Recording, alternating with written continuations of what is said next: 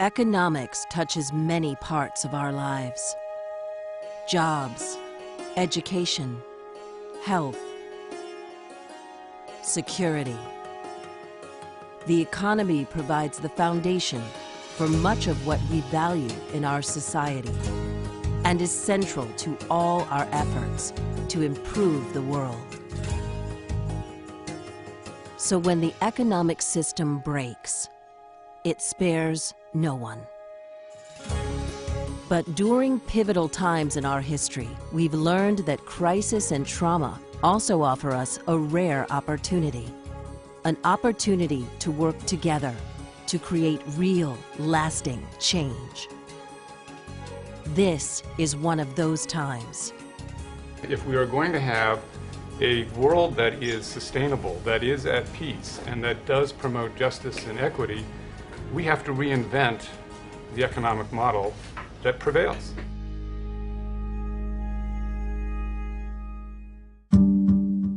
The idea that something had to be done to reform economics started with some conversations I had with George Soros back in January 2009 at the World Economic Forum in Davos.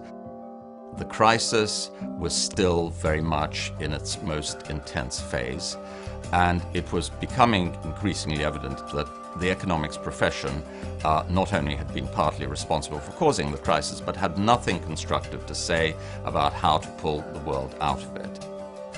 So it occurred to me to say to George, you've been trying to reform the economics profession for the last 10, 15, 20 years. You've been a voice crying in the wilderness, but this is an opportunity when your voice is actually going to be heard. We flew people in from as far as Hong Kong, California, London, to come meet for 2 days, dawn to dark, at his home in Bedford, New York. This wasn't some club of like-minded thinkers who all think the same way. This was a remarkable group, I think, 3 Nobel Prize winners, other leading economists. We experienced what you might call confessional kind of energy.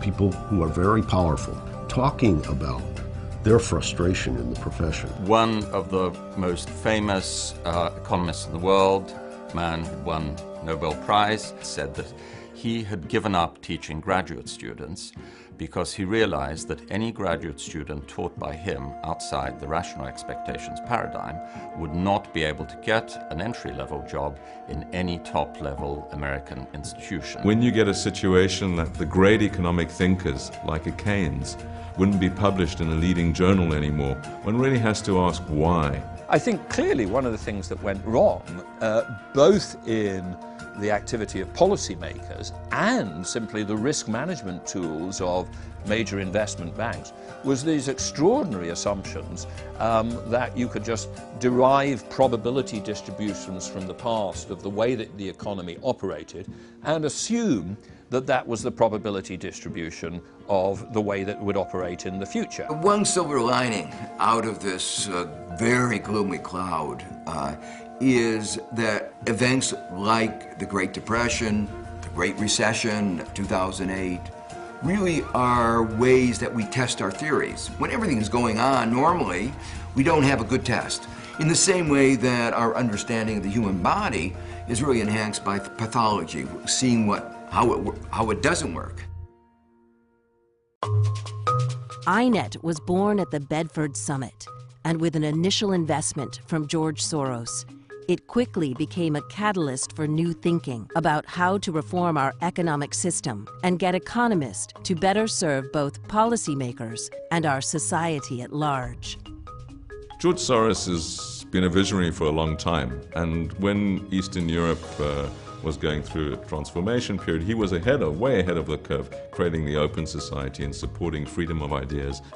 He changed the nature of thinking in Eastern Europe. I believe with INET, he's going to do, I hope, the same with economics. It's probably one of the most important initiatives that I've been involved in, and certainly the one which has the most remarkable response.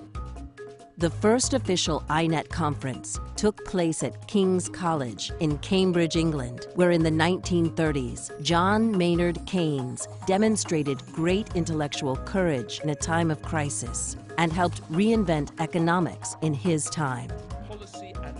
practice, it was one oversimplified strain which dominated in the pre-crisis years. The Institute certainly seems to be off to a promising start. I mean, the fact that they've attracted such a blue-chip list of people to come to this first conference, I think that alone is extremely encouraging. You had everything from mainstream Chicago economists to mainstream Harvard economists to Nobel laureates to Keynesians, Marxists, people who are very critical of having any math at all in economics. Most constructive developments in economics have actually occurred across boundaries between different approaches. You know, it's a very creative process if you can have a good conversation. My mission in this conference is only one thing: to form a community.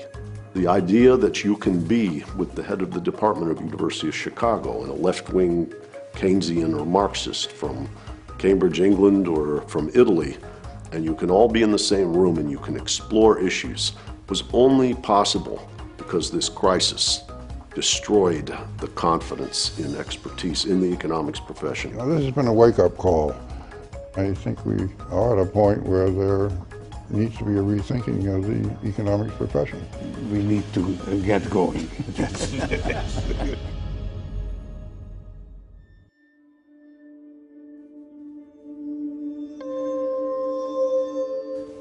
How do intellectual revolutions occur?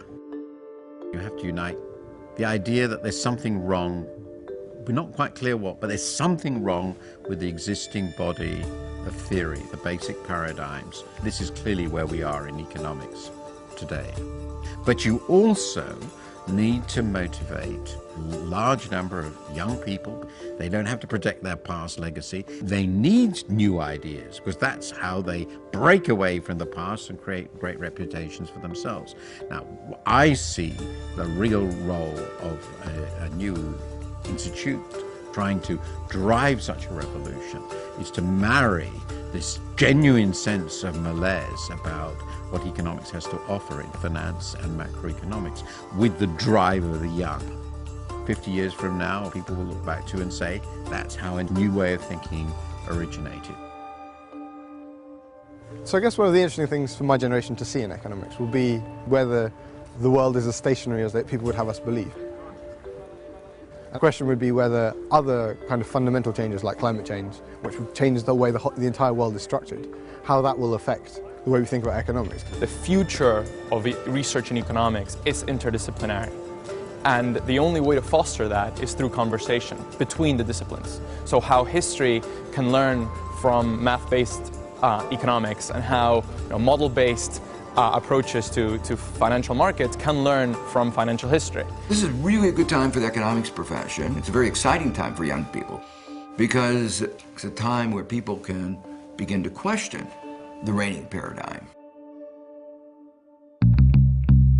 INET's goal is to accelerate changes in economic theory, policy, and practice by empowering the next generation of economists through initiatives like awarding a wide range of grants and setting up task forces for deep research in new or neglected fields, holding conferences that bring together diverse constituencies to spark breakthrough ideas. As countries get richer, life expectancy improves rapidly. The crisis is broader than the financial crisis, not about finance, it's really about people across the world. INET will also grow a vibrant online community for sustained collaboration that gives voice to the next generation of economic thinkers. And finally, INET will be forming partnerships at leading universities to invigorate and consistently nurture the leading edge of scholars. We live in a critical moment in history, facing many daunting challenges, where the solutions are highly dependent on sound economics. Because of INET, people from around the world are working together to fundamentally change how the global economy operates in the 21st century. Our goals are bold and ambitious. And to scale up the work we've just begun, it will take enormous resources, people, money, and time. We have a once-in-a-lifetime opportunity to transform economics as we know it. But we need your help. to succeed. Please join us.